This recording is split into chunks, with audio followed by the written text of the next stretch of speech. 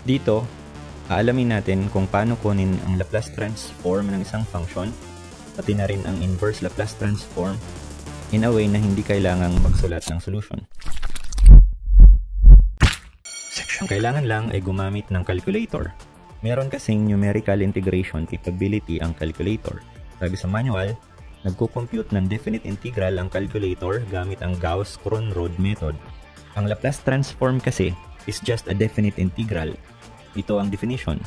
Yung function f of t na gustong kunin ang Laplace transform ay minumultiply sa e to the negative st at ini-integrate from 0 to infinity.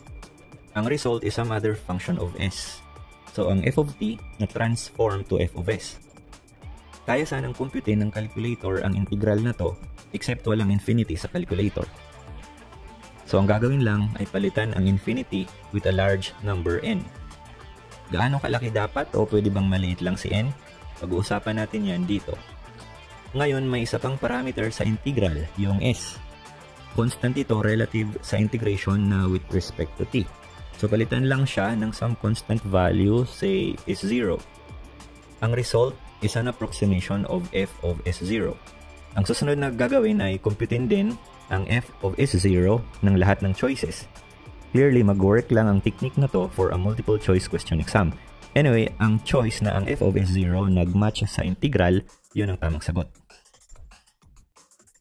Gaano dapat kalaki si n? In principle, gusto natin i-approximate si infinity. Kaso nga lang, pag sobrang laki si n, baka malampasan ang calculator limits. So choose n that's as small as possible. Pag ginawang malaki si s0, actually pwedeng maliit lang si n. Ang s0 kasi represents the decay rate ng exponential. Kung malaki yan, mabilis mag-0 ang exponential and it will drag along with it to 0 ang f of t.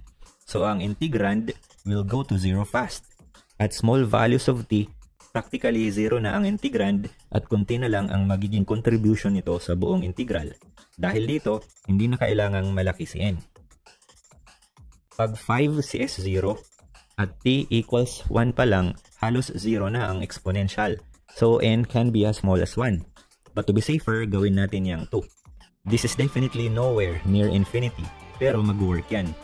Ngayon, pag 1 naman si s0 at t equals 4 pa lang, halos 0 na ang exponential. But to be safer, gawin natin yung 10. So, pwedeng i-partner ang s0 na 5 sa n na 2 at ang s0 na 1 sa n na 10.